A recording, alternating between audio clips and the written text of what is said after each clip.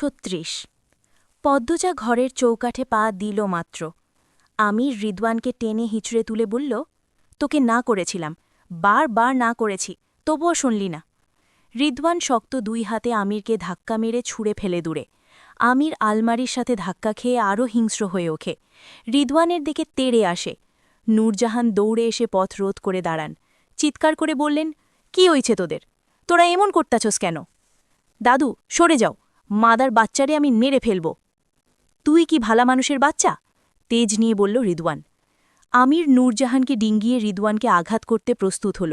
তখন মজিদ হাওলাদারের কর্কশ কণ্ঠ ভেসে আসে, যে যেখানে আছো সেখানেই দাঁড়িয়ে থাকো। আমির মজিদ হাওলাদারকে এক নজর দেখে শান্ত হওয়ার চেষ্টা করল। পরেই জ্বলে উঠে বলল, আব্বা, আপনি জানেন না ও কি করছে? পদ্মজা গোসল করছিল, ও লুকিয়ে লুকিয়ে দেখছিল। আমিরের কণ্ঠ থেকে যেন অগ্নি ঝরছে। ফরিনা, আমিনা, রানীসহ হাওলাদার বাড়িতে কাজ করা দুজন মহিলা ছিছি করে উঠল। রিদওয়ান সাবধানে প্রশ্ন করল, তোর কাছে কি প্রমাণ আছে? প্রমাণ লাগবে? আমি জানি এটা তুই ছিলি। বিয়ের রাতেও তুই পদ্মজার কাছে গিয়েছিলি। অপবাদ দিবি না। তুই ভালো করেই জানিস আমি অপবাদ দিচ্ছি না। তুমি কি করে শতভাগ নিশ্চিত হতে পারছ ছেলেটা রিদওয়ানই ছিল? পদ্মজা দেখেছে নাকি তুমি? বললেন মজিদ।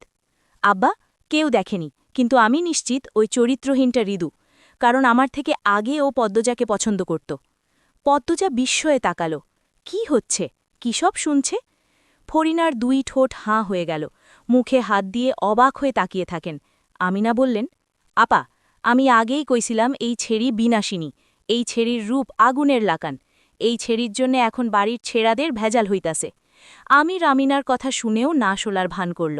মজিদকে বলল, আব্বা, আপনি এর বিচার করবেন না আমি ওরে মেরে ফেলব? আর আম্মা, এরপরেও বলবা এই বাড়িতে রেখে যেতে পদ্মজাকে? আমাকে তো ফিরতেই হবে ঢাকা। পদ্মজাকে রেখে আমি কিছুতেই যাব না, মনে রেখো। আব্বা, তুমিও কথাটা মনে রেখো, আমি তোমার ব্যবসায় আর নেই যদি পদ্মজা আমার সাথে ঢাকায় না যায়। তুমি যেখানে যাবা তোমার বউ তো সেখানেই যাবে, বউ রেখে যাবা কেন? আর রিদওয়ান, তুমি আমার সাথে আসো, তোমার সাথে আমার বোঝাপড়া আছে। মজিদ হাওলাদার বেরিয়ে যান। আমির পদ্মজার হাতে ধরে পদ্মজাকে বলল, আর কখনো এমন পরিস্থিতিতে পড়তে হবে না। খুশিতে পদ্মজার চোখের তারায় অশ্রু জলজল করে ওঠে। সে আমিরের এক হাত শক্ত করে ভরে বোঝায়, আমি আপনাকে ভালোবাসি, বিশ্বাস করি। সন্ধ্যার ঠিক আগ মুহূর্ত। এমন সময় হাওলাদার বাড়ির রাতের রান্না করা হয়। মগা এক ব্যাগ মাছ দিয়ে গেছে। লতিফা মাছ কাটছে। লতিফা এই বাড়ির কাজের মেয়ে, সবাই ছোট করে লুতু ডাকে। ফরিনা ভাত বসিয়েছেন আর অনবরত বলে চলেছেন, আমি এই বাড়ির বড় বান্দি, দাসী আমি, বাবুর বাপ দাসী পুষে রাখছে, দাসী পালে, সারা দিন কাম করি, অন্যরা হাওয়া লাগিয়া ঘুরে, মরণ হয় না আমার, মরণই আমার একমাত্র শান্তি। পদ্মজা গুনগুন করে গান গাচ্ছে আর রান্নাঘরের আশেপাশে ঘুরছে। ফরিনার সব কথাই তার কানে আসছে, তার গায়ে লাগছে না, বরং হাসি পাচ্ছে।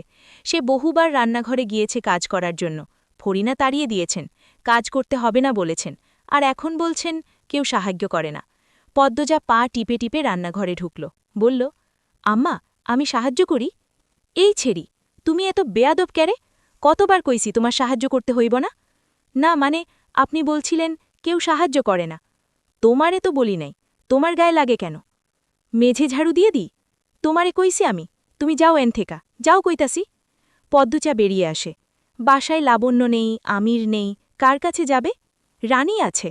রানীর কথা মনে হতেই পদ্মজা রানীর ঘরের দিকে এগোল।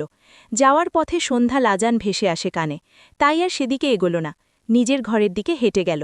নামাজ পড়তে হবে। নামাজ পড়ে সূরা ইয়াসিন একবার পড়ল, এরপর জানালা লাগাতে গিয়ে লানিকে দেখতে পেল। সেদিনের মতো জঙ্গলের ভেতর ঢুকছে।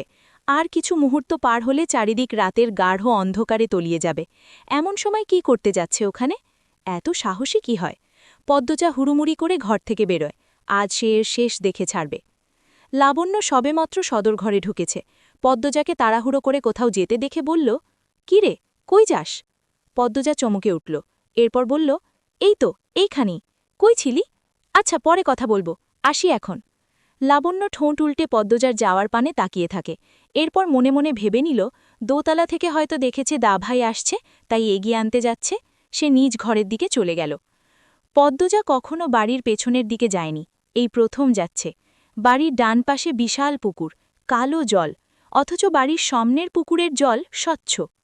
2 মিনিট লাগে শাকসবজির ক্ষেত পার হতে। বাড়ির পেছনে এরকম শাকসবজির বাগান আছে সে জানত না। এরপর পৌঁছালো জঙ্গলের সামনে, সেখান থেকে অন্দরমহলের দিকে তাকালো। ওই তো, তাদের ঘরের জানালা দেখা যাচ্ছে, আরেকটা জানালাও দেখা যাচ্ছে। পদ্মজা কপাল কুঁচকে খেয়াল করল সেই জানালার গ্রিল ধরে কেউ তাকিয়ে আছে। পদ্মজা আবার তাকালো।